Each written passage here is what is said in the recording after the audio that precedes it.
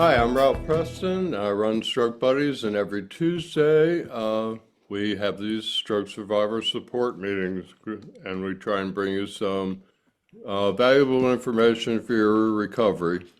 And today's real interesting, particularly to me. I tried to run after my stroke. I can run about 100 yards, but it looks pretty goofy.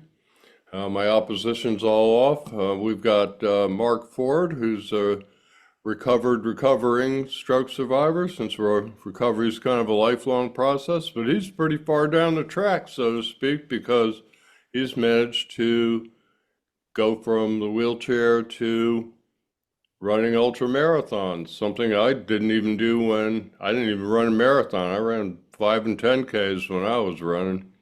So I have a lot of respect for him in a lot of ways, and he's going to share a little presentation he's got. He's going to talk about his non-profit, which you can see in the background there, Rewired Runner, and what he's doing to help other stroke survivors. And that's long enough of an introduction. I'll just get quiet now and turn it over to Mark. So Mark, thank you very much for taking time out of your schedule, getting up early in the morning in New Zealand to be with us, and take it away. Thank you, Ralph. Just checking you guys can all hear me properly. I'll just share the screen. Can you see my screen okay? Yep, you're popping it into presentation mode. There we go. It looks good. So first thing I just want to say, I'm a very lucky stroke survivor to be doing what I'm doing now. So I need to put that in context. Lots of people out there cannot do what I do. I'll take you through my journey, how I got from the wheelchair to running 100-mile races now, but I'm very lucky to do so. What I'm trying to do here is give stroke survivors hope. They can have a better future, because what I firmly believe, if people believe there can be a better future, they should put the work in. Without a belief for a better future, whatever that is, could be walking to letterbox, could be brushing your teeth, anything. My drive is not really about running with Rewired Runner. It's actually about giving people hope and aspiration to get better. So that's me there at the start, and that's me into last year. So who am I? I'm a now 48-year-old stroke survivor from New Zealand. Young, I suppose, in the stroke space. My stroke was 7 years ago. I've got a New Zealand accent, which is quite hard to understand at times, but also I've had a stroke, so my speech is not perfect. It's good luck. Any questions you've got from what I say, just ask at the end or repeat myself. I'm focused on being the best I can be. As you said, Ralph, I've moved past recovery now. My view is my recovery stopped. All I'm trying to do now is be the best I can be. I developed a career in construction for 25 years, 30 years now. I love that industry, but also now I'm involved as a passionate health director. So I sit on 2 health boards.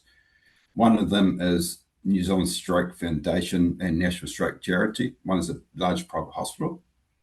It's a fascinating sector to be in. I had no idea about the health sector until I had my stroke. So my drive now is to help use my story to give people meaningful lives post-stroke. And lastly, thanks, Ralph, for this chance to introduce myself and Rewired Runner, which just launched. So me, before my stroke, in 2019, I was young for stroke, married with 2 good kids, Taylor and Kobe, and married to my wife, Karen. I was a completely driven individual career-wise. I was New Zealand's CFO, or financial officer at Bean Counter, and 2OC to my large construction company here. I was running ultramarathons, did one. I was training for my second one. 2 weeks out from that, really fit. Ex-rep hockey player. And to be honest, I thought I was bulletproof until my life-changing event. Well, I like to refer to shit happened. So in 2019, on the 5th of February, I traveled to Wellington with work, which is our capital. I came home, went to bed, woke up the next morning with a weird odd sensation up my nose, like water went up my nose. I tried to blow my nose, nothing came out. I tried to walk to the bathroom and I collapsed between the bed and bedside table and had a seizure there. It's probably one of the scariest things I've been through in my life. And then I had more seizures when the ambulance turned up. And my first battle was obviously survival. Is that I had a basic clot stroke, which luckily dissolved by itself. The first scan I had another seizure in there. Then in the second scan, they saw the clot. And the third scan, it was gone, luckily. I was immediately paralyzed, as a lot of you guys would have experienced. I couldn't talk, couldn't keep my eyes open. That pain in the head was so bad. But probably the scariest thing was when the doctors put pins in my left leg and I couldn't feel it at all. As some of you guys will probably realize what PFOs are, I had a PFO, which is quite common for people with no risk factors that are young for a stroke.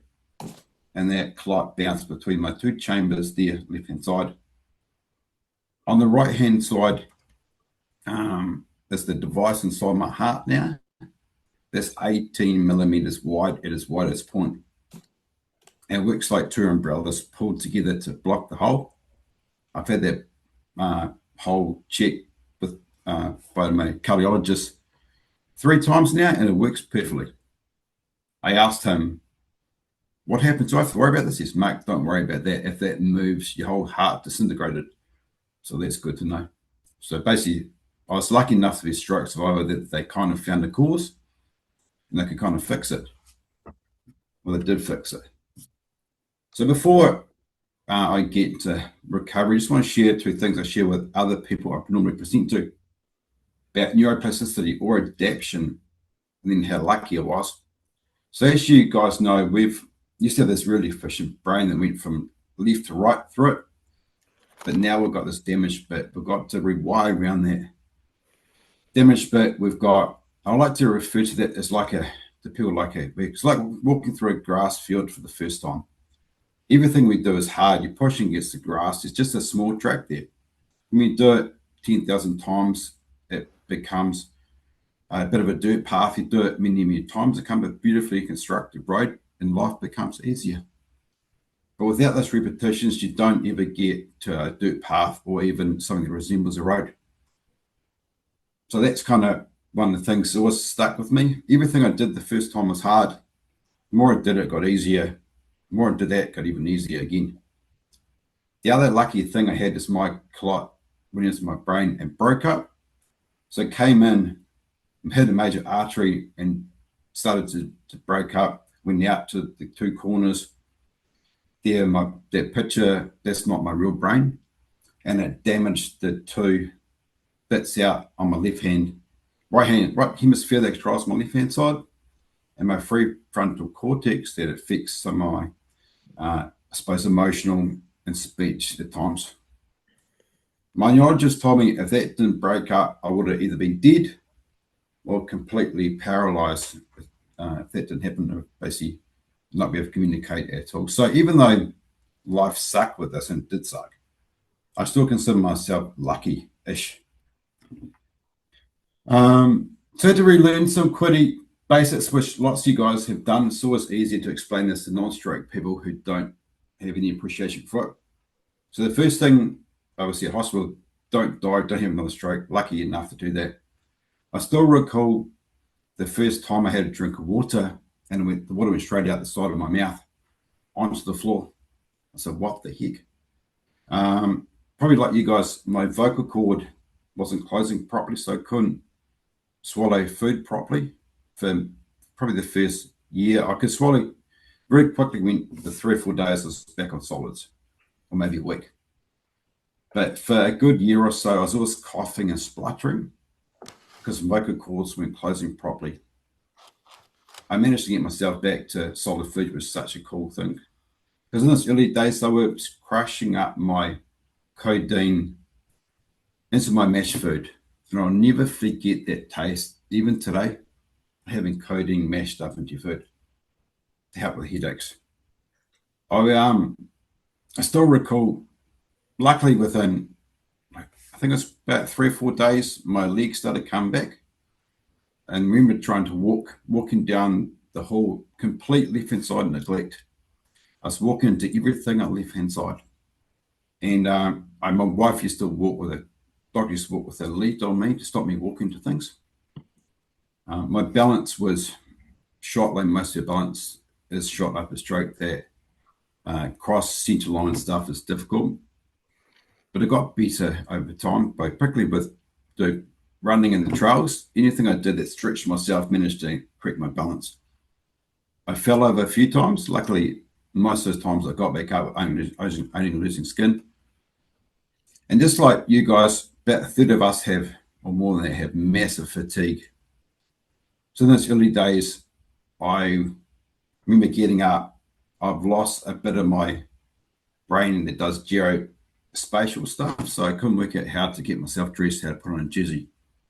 So I could get up, have a shower, try to put on my t-shirt, get it wrong 3 times, just go back to bed. I was that tired.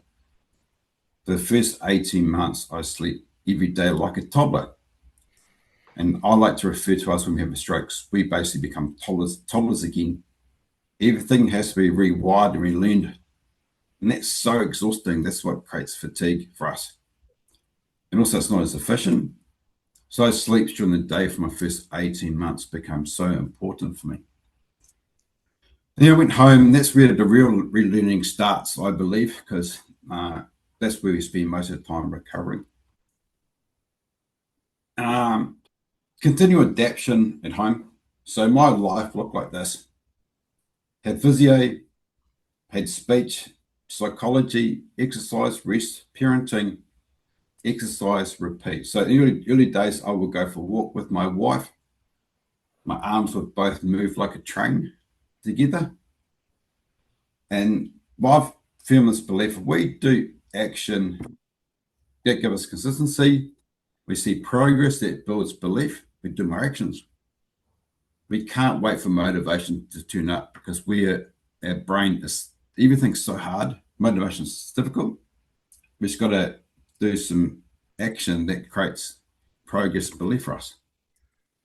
The other interesting thing is for the first 2.5 years, I felt like I've been out drinking the night before. I said 2.5 years of hangovers, it felt like, just because my brain was that tired in the morning. And while all of this stuff was hard, I still reflect on some beautiful wins I had. These are life-changing things that I go, wow, yeah, wow, this sucks. How cool is it to experience things for the second time like this? I remember having my first shower by myself without anyone watching me. So that's pretty cool.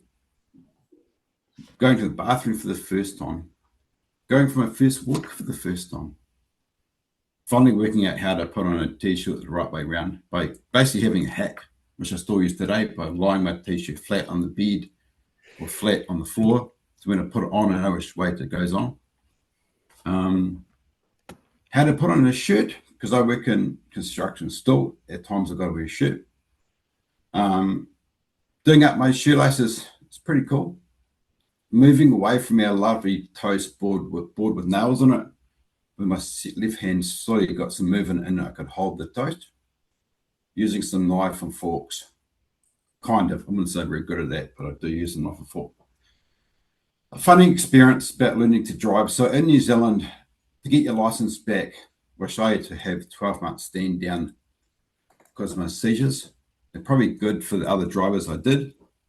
You've got to pass, in New Zealand, you've got to pass your physical examination, pass your road code, do a simulation, then go for a drive with an instructor. I turned up confident I was going to pass it after 12 months, walked in there, passed the road code, passed the physical, did a simulator, and failed it massively because the sensory overload was too much for me. I went back to my car, told my family. My daughter said, "Dad, don't worry, you'll work hard, you'll get it back." Oh, that's pretty cool for your daughter to say to you. I went home, borrowed my brother's Gran Turismo game, bought myself a steering wheel and some foot pedals, and played Gran Turismo every single day for 3 months. I went back and passed my simulator and got my license back. The freedom I got for getting my license back was so amazing. I'll never forget that. I got back to work full time, kind of learned to type. I used to be two-handed-ish. I could use my left hand for a few keys. Because I haven't used my left hand much with typing over the last 4 or 5 years, I've got learn non-use now. So I don't use my left hand at all for typing. And the other thing you guys probably picked up, when you're tired and fatigued, your emotional control is atrocious. So I used to cry when I was happy, cry when I was sad, sometimes just cry. For a male in construction, that's quite a confronting thing. But anyway, I can now control my emotions better. On the right-hand side there was me paralyzed, my left-hand side, and finally my arm moved.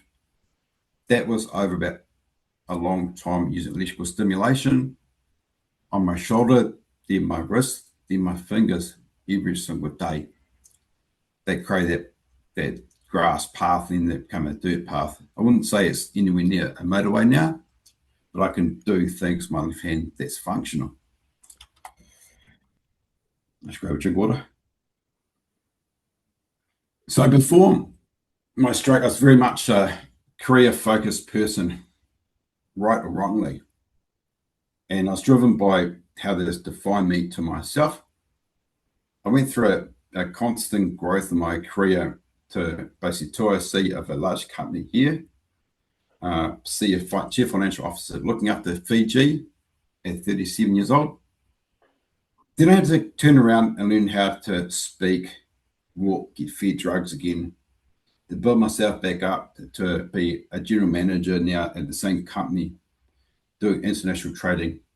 That fall down for something that really defined me as a person was so humbling and tough to go through. Good way to get rid of your ego, having a stroke team. So where have I got to now? So again, I do not call this recovery. To me, it's about becoming the best person I can be. So I've still got my family together. They've been my rock, my purpose, and at times my motive. They are always my motivation. When I was in hospital, I put photos of my 2 kids at the end of my bedside table to remind me to get up and keep working. This is the year, in the last year, they were young, way younger than that when I had my stroke, but that's them kind of grown up-ish now. I managed to get back into a reasonable level role in my construction company, and that's me presenting in Dubai the last 2 years about bitumen, which I knew nothing about before my stroke. Oh, sorry, didn't have the same knowledge about this before my stroke, had to relearn this whole industry. I got into ultra running big time. I'll explain why in a minute. This is me finishing 300-kilometer races in 7 months, and the bottom one is doing my first 100-mile race. And then I managed to find this passion. So people told me a long time ago, Mark, you get more from helping others than helping yourself. So yeah, that's cool. Until I got myself in this position, start mentoring other stroke survivors, becoming a stroke survivor advocate where possible, presenting to companies about resilience, just helping other people through tough times. And through that mentoring I've been doing for stroke survivors, they've actually encouraged me to do Rewired Runner. It was actually their drive to make my reach and story bigger than what I do one-on-one with them. So I like to say my running was basically from survival to strength, and was basically the birth of my Rewired Runner platform. Again, most people can't run. I get that. But this is not about running. It's really about any goal you guys choose to do. It could be using a wheelchair to get down the hallway. It could be brushing your teeth, even shampooing your hair with 1 or 2 hands. So people say, I can't believe you run 600 kilometers. What they forget, it's taken me 6 years of consistency to get to that point. My belief is most people can do some pretty amazing stuff no matter what, if they do take small wins over time. I basically built this up after they closed my PFO. I was too scared to run before that. I used to basically lie in bed waiting for my next stroke before they closed it. Probably the scariest thing is when I thought, okay, I'm ready to start a run again. And my arms wouldn't alternate. I had to teach my arm to swing, alternate with themselves. I was like a train when I first started, both arms moving at the same time. And I built myself up from 2, 10, 24, 54, 86 Ks. The last 86 Ks, I did a bit of a campaign for New Zealand Stroke Foundation. We fundraised $20,000. We got massive social media coverage in New Zealand. So maybe I should set another goal. So I set a goal for 300-kilometer races in the mountains in 7 months, basically for stroke awareness and stroke inspiration. Because I do believe stroke has a really poor brain for the impact it has on society. We are one of the recent world's most leading causes of disability impact on society, but our brain is so poor. Other illnesses and disabilities have way bigger brain awareness, I suppose you call it. So what I'm trying to do with this really increase the awareness of stroke by using my story. Also, it sounded like a hell of a challenge, and that's what I'm kind of into. So my races were on the right-hand side here. I went to Australia to do a 107-kilometer race around Canberra. It was in Canberra.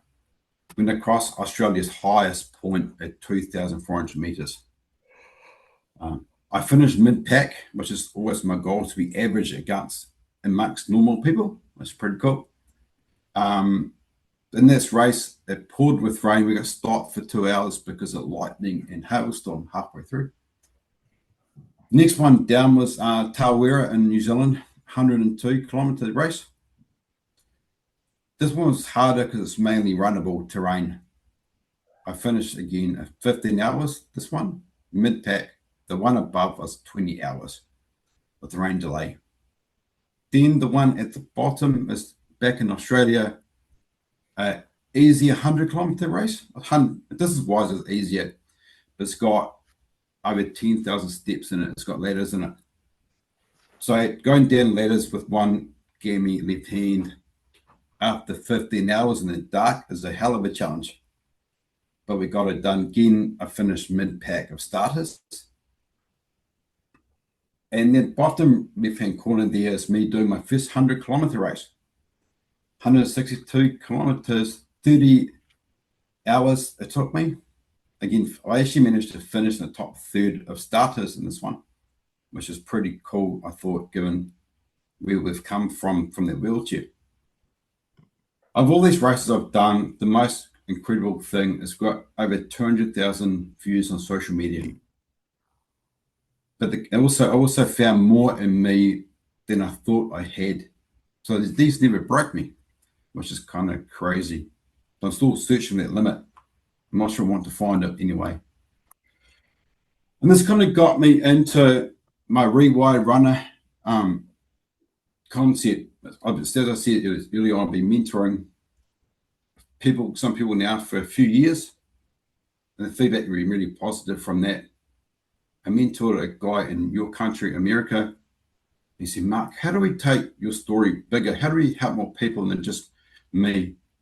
I said, I'd love to, but I'm not sure how I can mentor lots of people one-on-one. And this he said, we should do a YouTube channel. I said, okay, that sounds cool. I tried doing YouTube videos. Wouldn't say I like them. And also it's really hard to keep putting hooks into your videos all the time to keep people engaged. So I ended up doing articles on a web page and then having them read by AI as some people listen to them. And I'll do snippets of those videos and Rewired Runner web page. And that's all about taking my experience around how I got through fatigue, how I got back running, how neuroplasticity actually works, how I deal with emotional controls, how I dealt with grieving, all this type of stuff. I wrote 19 articles, released 10 of them on the web page. Now, which I'll touch on in a minute. All the content on the web page based on things I wish I wanted to know when I had my stroke, or I wish I knew now with hindsight, or what people's mentoring have asked me to answer for them. So that's kind of how I was born, my running, and then what people, based on what people supported me with. I'll touch more on that now. The website went live yesterday. I've been pushing a lot through social media to say it's coming, and thanks, Ralph, for passing us on, being inundating with lots of love. But we did put them with audio files. It's not me talking deliberately. It's done from AI, because I know some people don't like to read things or can't read things. It's a really efficient way for us to put them into your hands still. The first articles we've got here, these are reverse order, so we'll go through. I read the article on stroke fatigue, why it happens, and how I managed to get through it. How I managed sleep. My sleep was so hard after my stroke. I woke up at 1:15 every morning. Wouldn't have my stroke for probably a year or two, for some reason. I talked through how medicine, a movement based on my greatest medicine. Obviously, got to be very careful with movement and exercise, because that can increase your heart rate. So before you do anything, exercise, make sure you talk to your medical professional. An article there on curers. So my wife was amazing. The role of these rocks and curers is so important, but their life is hell and changes as well. All the speech drills I did, my speech is not perfect, but it's a lot better than it used to be. And so all the articulation drills I did, I put an article. And also the emotional recovery and how you kind of redefine yourself after stroke. So this is my story, what I did. Then it's linked back to the science that made these make sense in academia, I suppose. Back to the first four in reverse order. So the first one is probably my biggest thing, is about recovery mindset. How to rebuild belief, discipline, and direction after a stroke. So how do we deal with this mindset that's required for this massive amount of work we've got to do? Number two is like my journey back, what I did, how it was for me, which you guys are actually hearing quite a bit today. Timeline, because everybody I talk to wants to know, how long is this going to take? That's probably my most Googled thing after my stroke. How long is this going to take? And there's no answer to that, as you guys know. And number four is about neuroplasticity, like how that actually happens, how it works, what's the science behind it, and what did I experience. So I've done 19 of these. These are the first 10, and they are live on the webpage today. Now I'll go through, here's some of the stuff I talk to non-stroke survivors about, because this is normally what I present on. So this is what you guys went through or going through is not for the weak. It's brutally hard. It's probably the hardest thing I've done in my life. It makes my running events like a walk in the park. So every day in my first probably 6 months to a year were harder than any ultramarathon I'll ever do. But there's no finish line. So when you have a race, there's always a station, there's always a finish line you're working towards. As you guys know, there's no kind of finish line with a stroke. Your life changed. You just got to be the best you can be. The confusion I had was huge to start with. Everything was different to me. I couldn't unlock my phone no matter, even though I knew my PIN. I couldn't get myself dressed. I felt the same inside, but I was actually a quite different person. I like working hard for things I know there's an outcome. So I remember saying to my doctor, if I work really hard at this, will I recover properly? I said, we don't know, but work hard, Mark. I said, okay, that's quite hard to get your head around. You've got to give yourself, you've got to grieve for your stroke at some stage. Everyone grieves differently. Like some people grieve in the first month, some people grieve in the third or fourth or fifth year. But your life had changed. That bit of your brain is not quite the same now. At some stage, we've got to grieve through that. Probably took me a good 2 or 3 years to get through that process. And the other point I raise is what you guys are going through now will make anything, in my view, make anything else you go through in life feel easier. So as I see my running events, people say to me, was that hard? How does that compare to a stroke? I say, mate, this is so much easier than going through a stroke ever.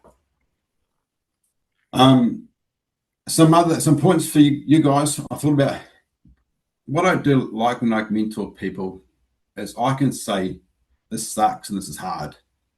Most non-stroke survivors will never say that to you. That's the reality of it. It is so hard. And that grieving bit, you need to get it. It needs to happen. It's happened, and we'll go through that in a minute for some of my habits as to how I navigate it. You got to build yourself back slowly. Micro stretching is cool. 1% adds up. And the other thing is, I like the term, Christchurch where I live has had a big earthquake. New Zealand's famous for earthquakes. We live on massive hills, but our country wouldn't exist without earthquakes. Every time there's an earthquake here, we actually build the city back better than it was before.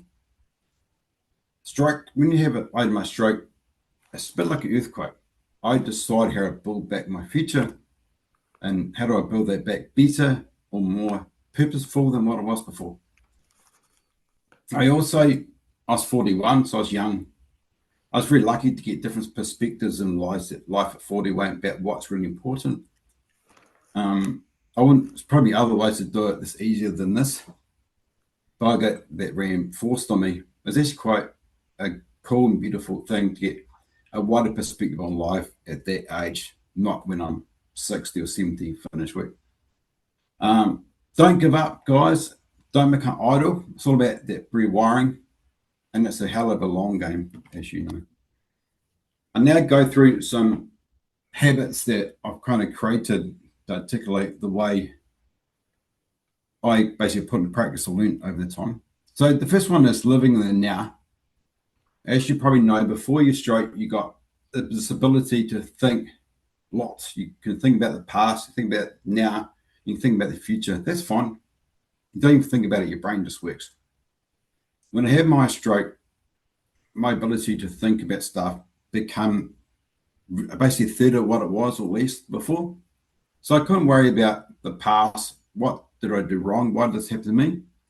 I couldn't worry about the future. What will I ever walk again? Will I ever work again? How's my speech be? I had to use what energy and brain power I had in the moment now to become the best person I could be. My mantra I created for myself, it is what it is. It'll be what it'll be. I'm here. That's my way to not waste thoughts on the past, thoughts on the future, and just be present. I guess in a bit of that Buddhism kind of mentality here, to do a bit of meditation, to understand what my thoughts are doing. I say this stuff like I mastered it, guys. I certainly did not. This is a constant battle. All these habits I'll tell you about. It's kind of what I believe is the best thing to do. So live in the now.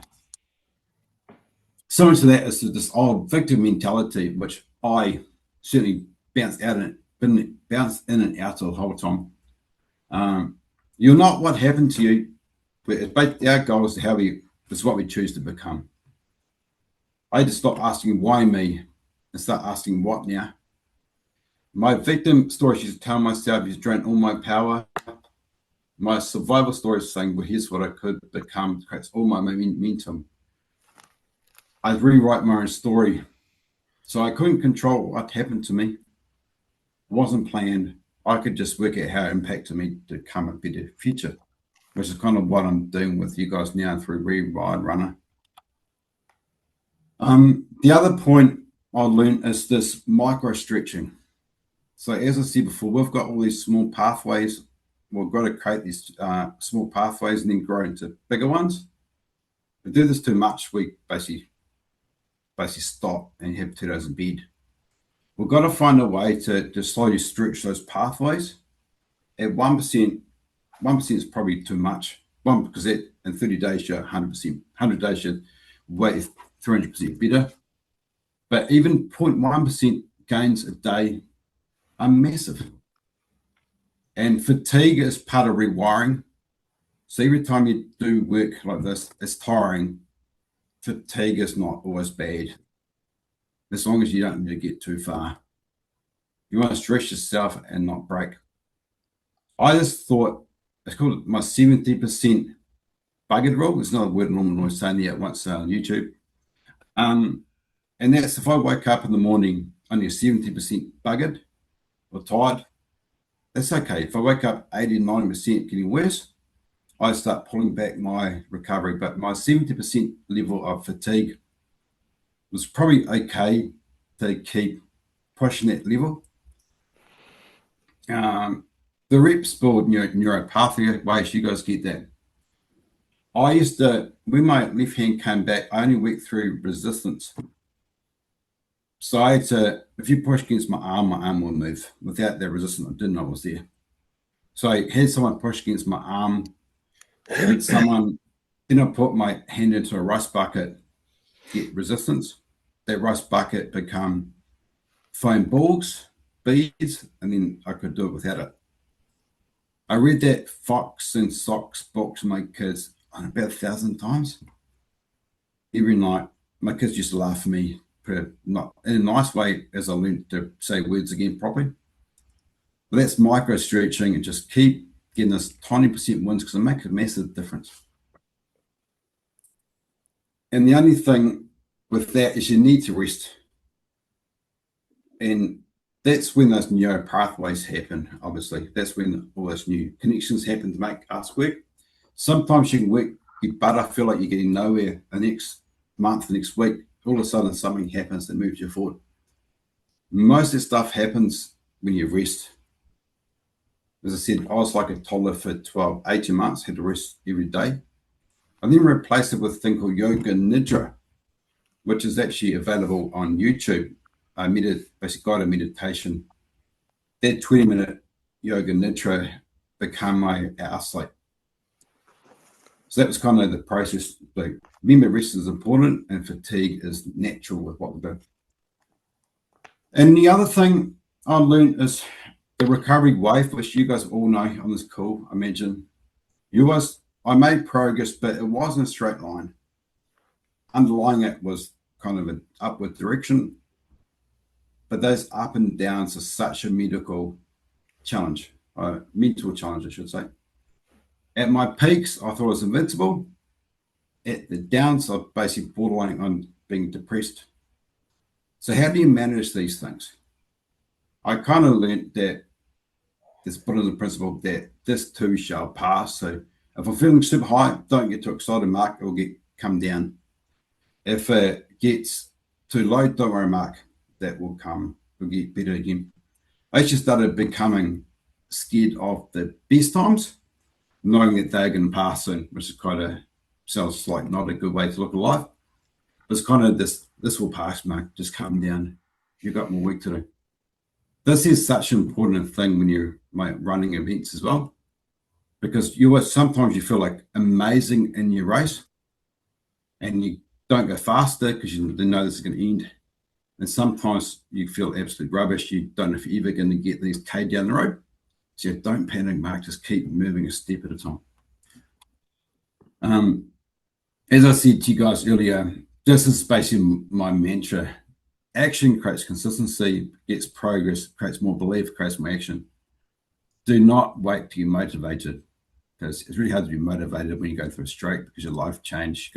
You're fatigued. But make sure you do use this is not medical advice. Seek your own medical advice. That's kind of. I'll just touch on exercise because obviously I'm an exercise nut. I love it. Get medical advice. Whatever works for you. So running is, for what I do, it's very crazy. Most non-stroke survivors look at what I do and think I'm nuts. Let alone what you guys think of me. That's fine. But whatever works for you. Could be moving your arm, using wheelchair down the hallway. Could be going for a walk around the block. Anything. Exercise upgrades your brain's clock speed. So if I go for a run before I speak, my speech is better than not going for a run. So before I go to your board meetings, before I present, I always go for a 20-minute run beforehand. It makes me better. It makes me last my whole day. I was quite surprised, even when I get up at 4 o'clock in the morning to go for a run now for an hour or two before work, I can still work through to 5 o'clock. Easy, not easy. Get through to 5 o'clock. If I don't run, the afternoon's really, really hard for me. Our brain is the biggest energy consumer in our body, and our brain is not as efficient and consumes more energy. So for me, the more I put in the more I get out of it. So if I'm 150% fit, I can do 100% output because my brain's not as fit as it's not as efficient as it used to be. So when the people I mentor, I say, just get moving, make yourself as fit and as healthy as you can because your brain is not as efficient. That will help you do more stuff with your life than what you currently do. And just a quick closing reflections to you guys. Hard work creates belief, I believe. Belief creates momentum. Momentum creates all possibilities you can do. All about pathways. Fatigue is not always bad. You determine your future. You can inspire those around you. So your family will look at you and say, hey, he's down, he's battling. You can drag your family down or people around you down, or get a really cool opportunity to show some positivity in a way, rebuild yourself back. Whatever that looks like, whatever you're trying to do, it can be anything. You watch what it does to people around you. When I was battling, when I wasn't positive, thinking about my better future, my family got dragged down as well. And find out how good you can be. I suppose lastly, Ralph, this is pretty cool, the group you've got here. I think you're building something pretty amazing to share stories with stroke survivors, stroke buddies. And I think this here's a video of me that won't actually play sound, which should be fine. This is me early on, not looking too bad, I suppose, for stroke people. Can you guys hear the music? No. Good. So that's me in my wheelchair, very slight face, as you can see. Me on my first exercising bike. My kids at the end of my bed. Lots of alcohol-free beer drunk. I didn't touch alcohol for a long time. Electrical stimulation with my son. Finishing my first run with my 2 kids.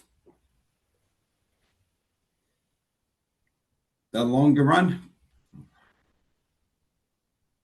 This here is finishing a 5.5-hour run over New Zealand mountains.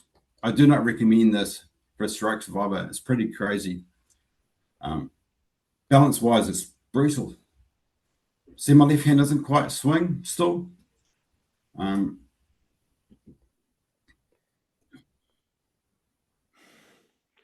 Serious terrain. It's crazy. Probably silly in hindsight. That is incredible. Wow.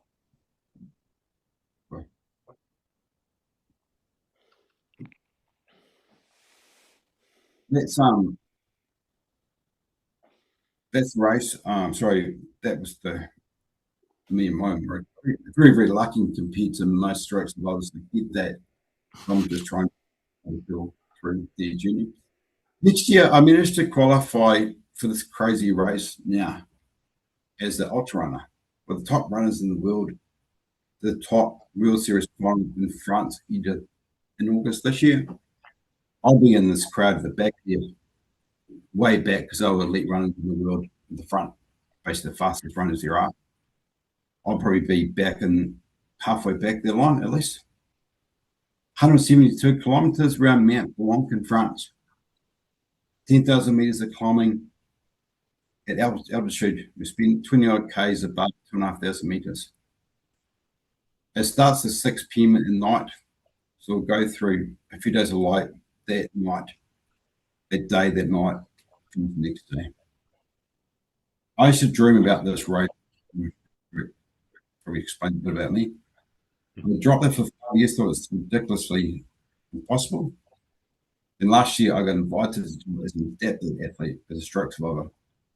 And I said, no, I'm not ready for it yet. This year I'm going to it. I got sponsored. So I pushed play there, and then you get an idea of what the trainers. There's no sound to this one. It's basically a loop of this big mountain on the right hand side.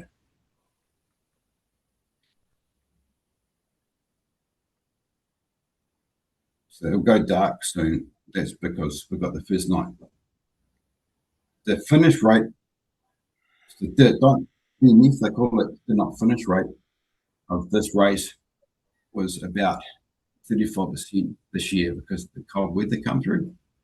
If it gets too hot, the DNF rate can go slightly higher than that. And these are for fit people that have been selected for the race.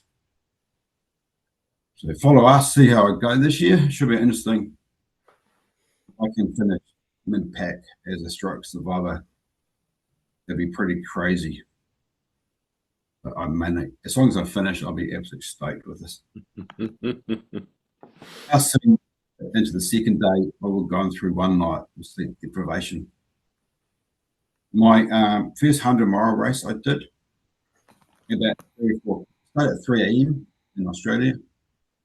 About 4 o'clock in the morning, the next day, ended up falling asleep while I was moving on my poles. I was like, am I going to have a sleep by the track here with the snacks, or do I make the next aid station? And so I made the next aid station, had 2 coffees, woke up, went through to sunrise, and went again. How sleep deprivation affects a stroke survivor? We'll find out in the second night, this one. Oh. So yeah, that's all I've got. In the next slide is a thank you and some questions. So after this video is finishing, Ralph, I'll just turn off the share and we can see each other's faces again. I'll take any questions you guys want. That was complete talk fest for me. Okay. I can unshare So it. this is the second Um, one. I'll just stop sharing. In a There we second go. once we get- I did it for you. Okay. It's interesting. Yeah, a lot of the same philosophy that I do, that most of us do, probably because it's key to some recovery. I said slightly different words, but you went through the thing about stroke buddies, the finish points. I always say if you don't reach some level of acceptance, then you can't dream, can't hope and dream. If you don't hope and dream, then you don't enact any plans. And if you don't enact any plans, then you're not moving forward. So that was great. Of course, a lot of us are sitting here going, whoa, boy, I don't know about that.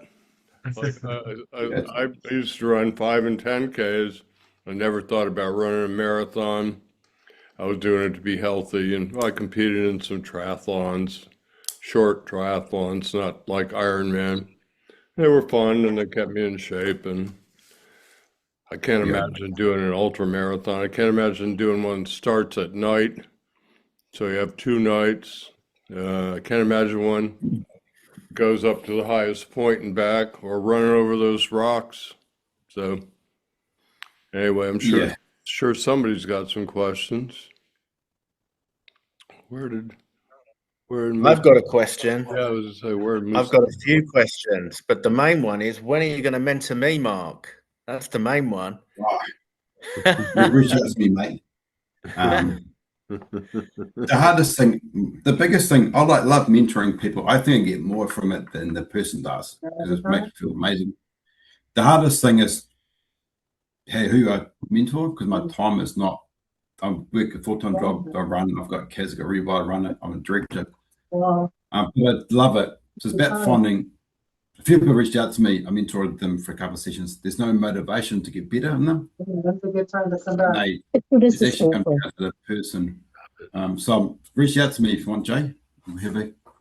Yes. How do I do that? Can you, Ralph? Go to on your website? rewildrunner.com.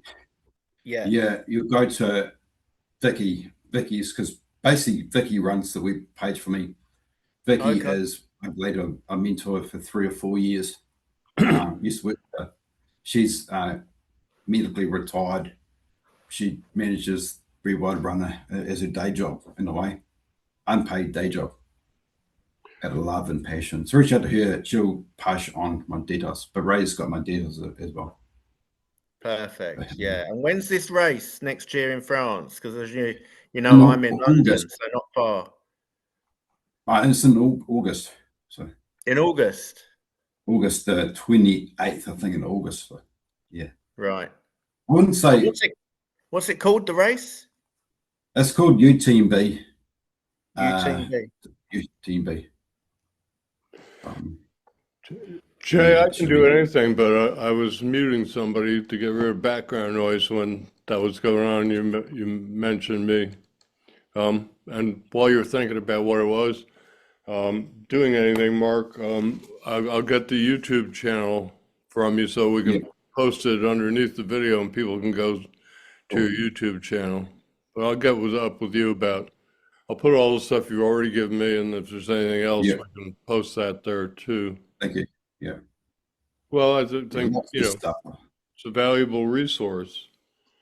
I found mentoring people, well, I'm not a highly religious person, but I made a video for Habitat for Humanity a long time ago, and we used a song version of the prayer of St. Francis, and one of the lines in there that stuck with me since 1987, which is, gosh, coming up on 40 years now, was, "It is in giving that we receive."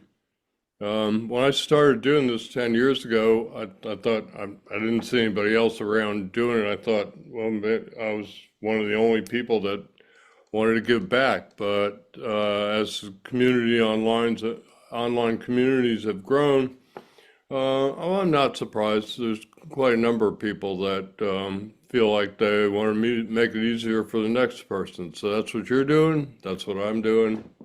And it feels good when it feels really good when you make somebody aware of something or change their life in a small or large or even small way. That's what I found. I always find this is shit things happen to us, right? How can you build something positive from it? And to me, this is building something positive and something that wasn't ideal in life. Either that or I dwell in it and it destroys me. So let's flip that around. So Linda, we do have a social media page. It'll be on the link from right after it comes out. Rewired Runner is what you find. Look on Facebook. It's on Instagram. It's on LinkedIn. Whatever you want to look at. Yeah. Another thing you were talking about being your best. When I left the rehab hospital, I said something very similar. I'm going to be the best new me I can be. And I find a lot of people get stuck not getting to acceptance very quick. I mean, you have to grieve and everything, but the sad part about it is your neuroplasticity lasts a lifetime, but you have more of it close to your insult or injury, stroke, whatever you want to call it. So I always try to help people get to some level of acceptance so they can stop. We used to say burning daylight. Okay, we got to get in the video business. We got to get in film business. We got to get back to work. We're burning daylight here. I'll use the term, burning neuroplasticity. A lot of people sit around for a year or two and don't get to any level of acceptance. Yes, you can still get better, but it's a little bit harder. So that's the real challenge in helping and mentoring other people. So much keys, I think, Ralph. What acceptance and adaptation are the two keys to survival. And I've done this for 30 years. So I was 22 in New Zealand, backpacking around the world, when I had an accident, a freak accident. I fell from a trampoline from a height. I hit my head, so I had a TBI, and I also had a carotid dissection and stroked. And in them days, 30 years ago, bearing in mind I was at the prime of my life, in a country I didn't really know. I was just visiting in New Zealand, come all the way from Europe.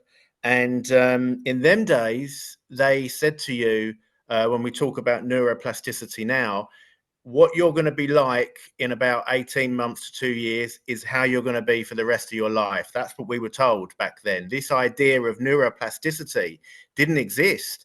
And you know what I did? I I fell into a deep black hole for about 15 years. It took me about 15 years, and and that's the prime of my life. I mean, I lost all those years, and acceptance and adaptation is the key to it all. And then I started engaging and realizing we've moved on now. Neuroplasticity exists, and it started from there. Unfortunately, I've stroked again since then. But I mean, really, I want to do something with my own experience, my own story, because like you've done, Mark, people keep saying to me, you know, you should, and I want to kind of create something positive and about that. But so I need mentoring. How do you do it? I want to learn how you've done it.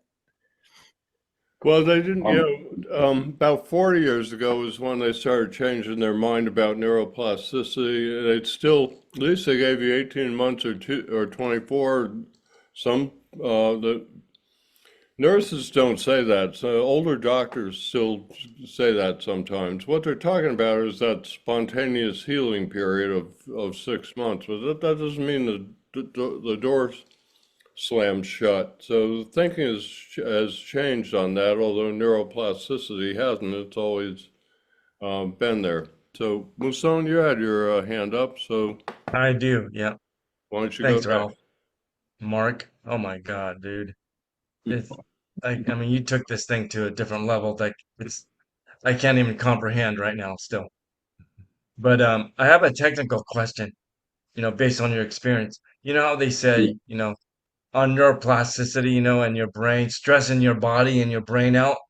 You've probably taken that test to a different level. Like, I mean, seriously.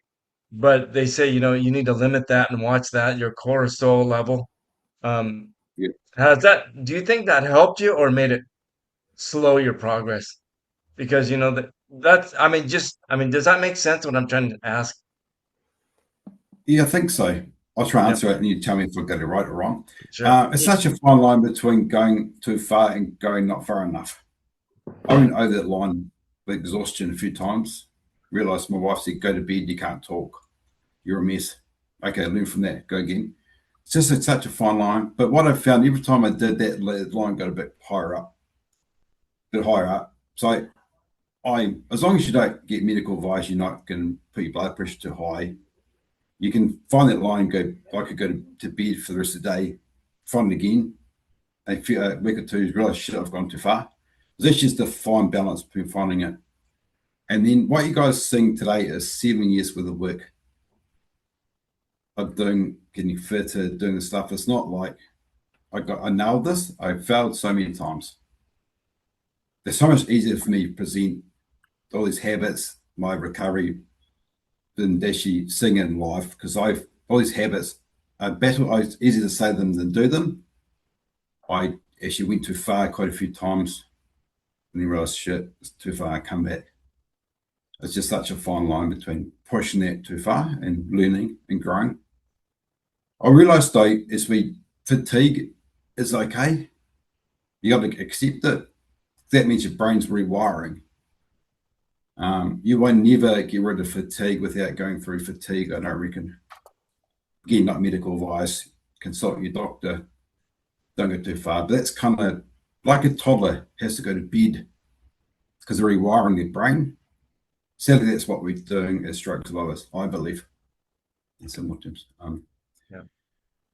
There's I mentioned that it's so much harder to do than say before. Interesting, you mentioned, Jay, I sit on the Stroke Foundation on the New Zealand board, Stroke New Zealand.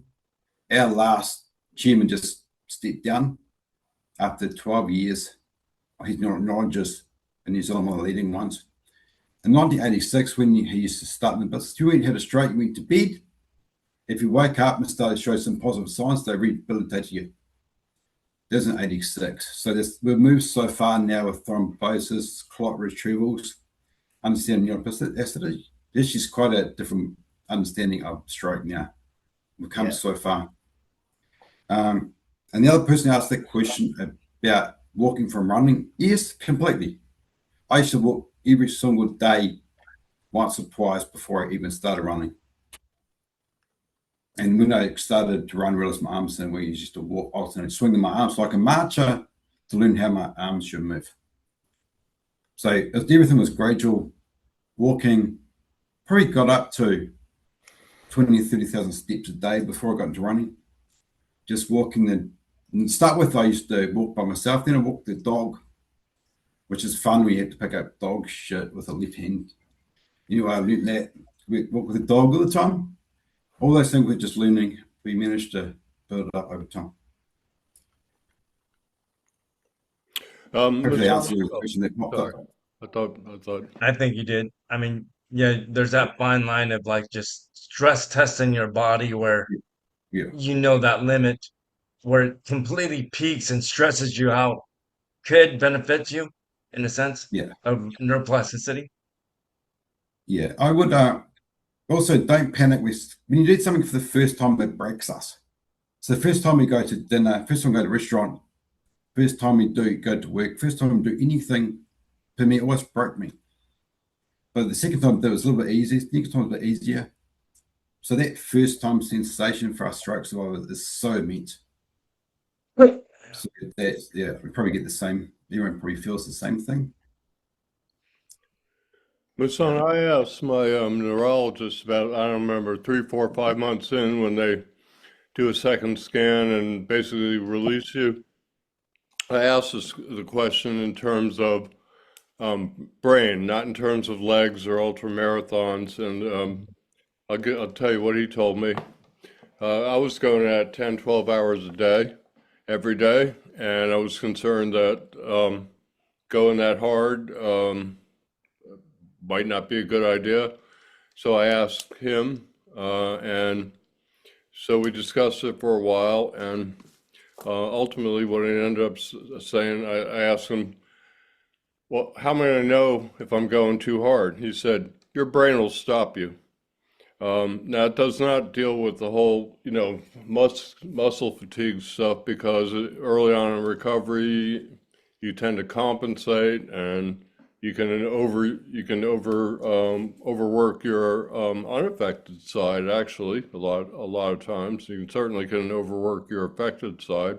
So you have to pay attention to that. But the answer to the neurological part, and remember, this is one guy, but he is an MD and he is a neurologist, was he actually said, I'd encourage you to push yourself and push through things. So I tried to push through everything, neuro fatigue, when I didn't feel like working, and when I didn't feel like doing my exercises, my routine that day, I'd just get up and just bite the bullet, and do this for a while and slog along. And it's kind of like running.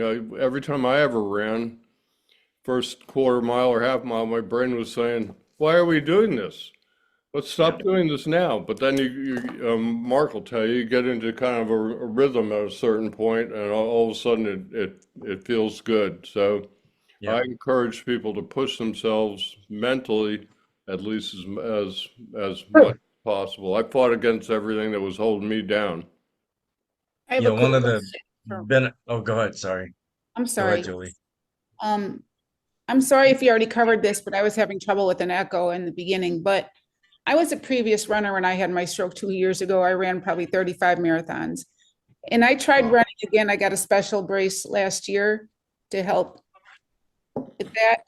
The problem is, and I've run up to 5 miles on the trail, but my running, I put it in quotes, is really like hopping.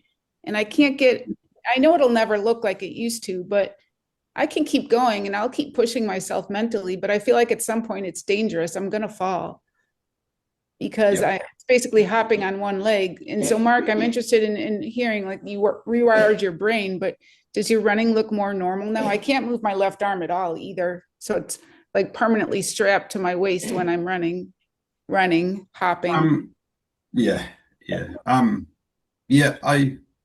I look okay now, but remember I've been doing it for 7 years, so you get used to doing it again. My left arm swings, which helps. But I went to a trainer to look at my running technique, recorded to make exercises to make they work again. Some of the exercises make strength thing, those just firing things. I do this with your leg thousands of times. Don't just lift weights. So I went to a running technique coach that taught me balance and efficiencies. Because interesting these days, I was going to say my left leg is my effective leg. My assessment I had done 2 weeks ago with a new personal trainer, my left leg is my strongest leg. My right leg is my weak leg. My ineffective leg is, for some reason, the weak one. So now I need to get that one stronger. So really?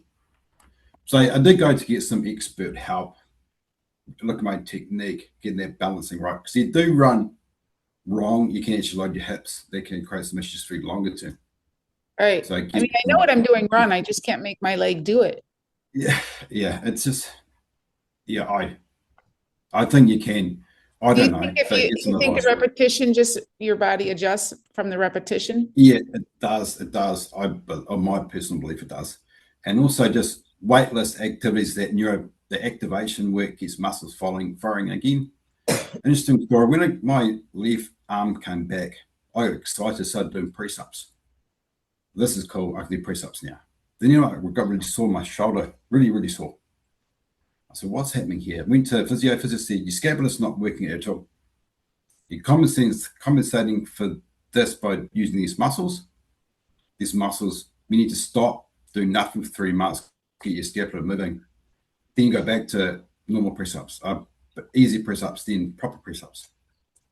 So I had to actually unwind what I was doing to rewire again and then move forward the exercise. Probably similar-ish for your running if you get the right advice. It's hard because as runners, you just want to get back to it.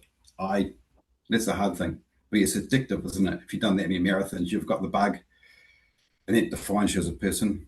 The other interesting thing I had, not about running, is the meditation is such a cool tool to slow down your thoughts and understand what your brain's doing.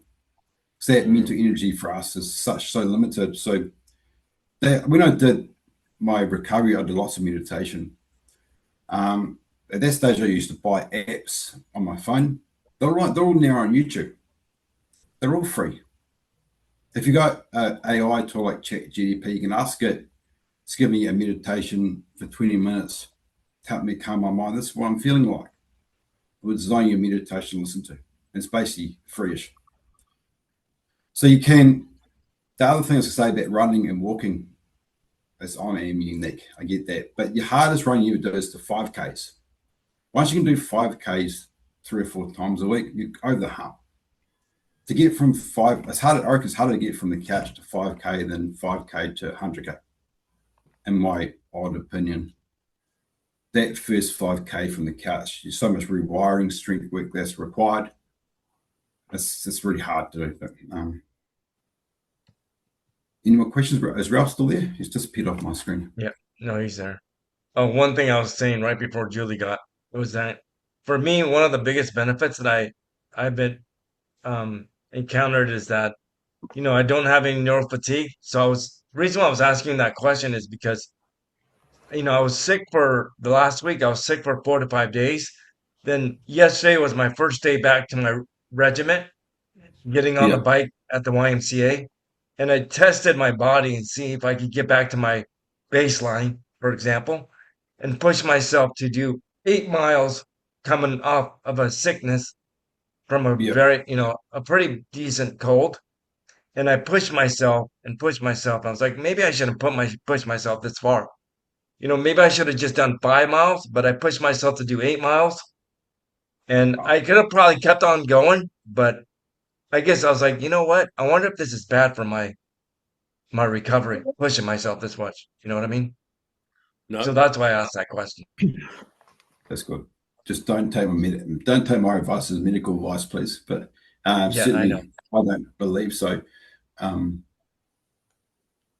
There's some questions in the chat, Ralph. Are they all answered? I try to get them as they pop up. Okay, I didn't see. I also got a couple things to say to Julie now that she's back. No, there's no questions in the chat. Julie, a couple of things. I decided when I started trying to run again, I decided it might be beneficial to skip. I used to skip a half mile from home to home from the bus stop, And I used to run crazy legs, where you throw your legs out and kick your heels into your butt. So Yeah. I knew how to skip. I got out in my backyard and I went, I don't know how to start. And I've tried it 10 times and I just don't know how to start. One thing that might help you, I don't know, I know a couple people who've done this.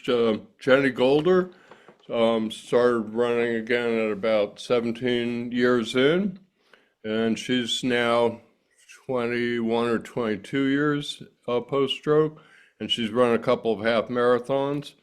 This techniques work for a couple of other people. You would have to be the gauge of whether or not it'll work for you. And that is what they do is they get on the treadmill and hold on and start increasing the speed safely while holding on, get to where they are comfortable not holding on, and keep increasing the speed. It's one way to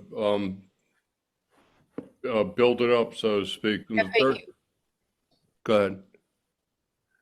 And the third thing I was going to say to you was 2 weeks from now, we have a neuro PT from Australia, and he's going to talk about going from wheelchair to walking to running. And he's a PT, so he can, well, he won't give you specific medical advice, but he can talk about the types of exercises and what you have to build up. I know a friend, Mitch Raymond, who had a stroke at 6. He's 43 now, and he runs 10Ks. And David Dansereau, he's a PT who had a stroke, returned to it. He ran the Boston Marathon a couple times. And maybe, I don't know if I can name him, but a couple other people have told me that the secret to running again is ankle strength. Yeah, that's Ankle interesting. strength. So, Thank you. And so tune in. You might want to tune in. If you can't tune in 2 weeks, I do record all of these. So it'll be on my YouTube channel, but you can't ask questions. Well, you can contact him and ask questions, but you can't ask questions live on a replay. Thank you. Have you tried a self-propelled treadmill, Julie? A You know those ones self-propelled that- what? Treadmill. Well, the ones that you have to pull back Oh, yeah. yourself. I walk on a Mhm. treadmill, and in therapy, I used to do like, have you guys heard of the zero gravity treadmill? He's talking about one where it's just a belt where your legs power. Yeah, yeah. No, where I the haven't belt's done not those. moving That's, on I its have in the own. past, but not since my stroke. They're quite Those are high. mental challenge. They're hard, but they actually could be good for that, getting your leg coming back as well. The other thing I'll finish on, Ralph, is Rewired Runner is actually not about running. For us to talk about running, dreaming of that as a stroke survivor, that's crazy. A third of people die, a third of people are massively disabled, and a third of people can have do some cool stuff afterwards. So we need to be quite mindful. I don't want this to do anything. Could be going for a walk around the block, jumping on your bike, to go to the letterbox, whatever. That aspiration is kind of what I love running, because I'm talking about all day, but it's actually, Rewired Runner is actually not about this rewiring to be the best you can be, whatever that is. But I could talk running all day with you, Julie. I think it's really addicted to it. Can I just give you a quick other side of the coin for running? Because I was a gym rat from my early 20s right up until I stroked in 2022. And in fact, when the COVID came, I couldn't run exactly because I wear a brace on my right leg. I had a foot drop, which a lot of people get with stroke, but I got that. That's what I have too. From years ago, Yeah. So I mean, I can run, but I've also had a reconstructed knee, so I used to get a lot of arthritis in it. So I used to do an incline walk, but cardio was my life. Like you, I was addicted to it. When the COVID began, I brought a treadmill. I've got loads of equipment in here, but since I stroked a second time in November 2022, bearing in mind I've been a gym rat all my life, I cannot get back into cardio. I find I mean, I've cut down. The most I could do was about 20 minutes on an incline walk. And if I do anything more, I'm so fatigued afterwards. Whereas previously it would energize me for the day. I heard you talking earlier. saying Yeah. about how, you know, you get up in the morning, and that's how life was for me. I couldn't survive without my cardio. Now everything has completely reversed. I've tried it and tried it and tried it, and I'm just more fatigued the more I do of it, which is so frustrating. So that's the other side of the coin. Whether it's because I've had a second stroke, I don't know, and whether it's anything to do with the gap of the years of them, I don't know, or what's the cause, but I just cannot get back to cardio, which I loved. Sorry, Yeah. that's sad. Hmm. I can push myself and I get tired, like I said, but I keep going. I just know that it's like not safe the way I run because it's so like not stable. I've just lost you, Julie. Have you fallen? Yes, I've broken a couple ribs. I have permanent scars on my knees from bleeding. Running or what? Or Yeah. walking? Running. Well, hopping. I don't really run. I've seen a video of myself and I feel like I'm running like it, like I get the cardio, but then I look at myself and I say that's how I look. No. Because I have the foot drop too. That's a big part of it. Yeah. Like The you more I said, push, I'm in ankle- bed afterwards. This guy, there's always two sides to everything, Jake. So I was also mentoring a guy who got back and running without the right technique, and it damaged his hip slightly. So you need to make sure it works for you. That works for me really well still, but also that technique stuff you work on, Julie, can be quite damaging if you get back into it without getting it right as well. Right. I think he's got some Yeah. arthritis in his hips now. And that could be running up the stroke. It's probably there before the stroke, given that normally takes a long time to come on. It's only post-stroke 2 years. Get some advice. It's exciting running. See, good luck. But I'm with that stage you referred to, Jay. That's the best drug I get. Running, that cardio, what it does to my brain, makes me alive. I feel when I run, I feel normal, like I used to. So I feel like the old Mark. Mind you, you are 10 years younger than me. Maybe in 10 years' time, you might.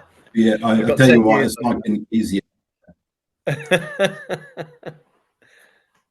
yeah, feel the let's same way not when let I'm the on my age bike. influence. I feel the same way like I'm normal when I'm on my bike. And I'm at least 10 years older than you and 20 years older than Mark. Yeah, cool. But in form is always important, Julie, but it's sometimes really hard to get back to. You know, when I help people learn how to walk again, I try and concentrate on form. So this doesn't necessarily apply to running, but I found that in my own case, I did this little thing. Didn't think I was kicking that affected leg forward enough, so I started exaggerating it. Well, I managed to exaggerate it all right, and then it took me about 3 months to get rid of the exaggeration. And that's when I realized that working on proper form is always better than speed. I also found when I trained for speed that I didn't fall, but I'd tend to feel I'd get going. So like running downhill where you're like trying to catch up with your feet, my body'd lean forward. So I try and tell people to work on form. Actually, speed in walking, speed comes with form. So if you want to get faster, you work on form, and you get more comfortable, and the form itself allows you to go through the movements. My issue with running is after 100 yards or so, I have a real hard time just turning my legs over fast enough. They turn over okay, and I don't have drop foot. Well, I did, but I managed to get rid of it. But my issue is I just can't get my arms right. I can't do the opposition. I do it perfectly in walking. In fact, I did a lot of walking with what I call a stroke power walk. I used to race walk where you don't pick your feet up off the ground, and so I knew how to do that, the whole hip movement and everything. So I didn't do that, but I was used to opposition. So, and So I just haven't been able to get the arms in sync with the legs. It's tough. So that's one reason I admire what Mark was able to do. He's harder headed than me, and that's difficult to be. I'm a stranger. We'll go with stranger, Ralph. The other thing I notice is when we sit down all day and get old, our glutes get really weak. The glutes are the key for exercise. So I've got to stand up desk now. I stand up all day.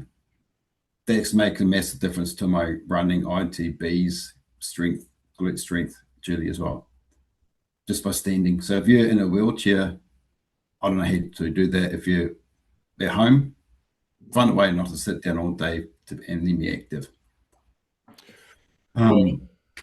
Glutes are also have a lot of responsibility for keeping your hips stable, which is another problem for most stroke survivors. I've still got teeny bit of hip dip, hip weakness. Your gluteus medius, not the maximus. The minimus and maximus both have something to do with it, but the medius is the one that kind of holds your hips level. Actually, when I analyze people walking, I sometimes look at their belt line and see if that hip's going down just a teeny bit. Everybody else will go, "Wow, that walking is great," and I go, "Well, yeah, you got a little bit of a hip issue there." I don't know if it's my place, but people ask me what I think. I tend to tell them, because if nobody tells you, you think you're doing great. So one thing you can do to build up your glutes, if nobody knows, is the glute sit-to-stands. It made a big difference for me. I was having hip pain a few years ago. So how do you do one? You got, well, I got the band over there. You put a TheraBand around your knees and you pull it snug, not like tight, not like loose. And then you put your feet a little wider than normal, and you spread your knees as far as you can, pull it on that band, and you just do sit-to-stands in neutral. I do them. And that'll really build up your glutes. And so will what they call fire hydrants, like a dog peeing on a fire hydrant. You can look them up. I've got them on my YouTube channel, actually. So glutes are You're going to have real good PT for coming stability. next. You're a PT coming next week, Ralph. Haven't you, to discuss this type of stuff? Yeah, we can. They'll be more expert than I will ever be and stuff. I'll bring it all up again based on what he talks about and what the questions are. So Cool. well, Any other questions? I should probably get moving soon. yeah, I was going to say, I don't know what you got planned for the day, but we've taken up a bunch of your time, and we certainly appreciate it. And I'm sorry, I have to need to go to my stroke yoga. Oh, lovely. There you go. But thank That you sounds guys. hard. This has been very helpful. You guys are an inspiration. Nice meeting you, Julie. Fantastic. Thank you, well, Mark. and for everybody out in YouTube land, Mark's contact info, It's been great. website, It's been and great. the link to his YouTube channel will be underneath the video. So Cool. Thank thank you, Mark. Really Thank appreciate you. it. Good luck. Great presentation. Bye.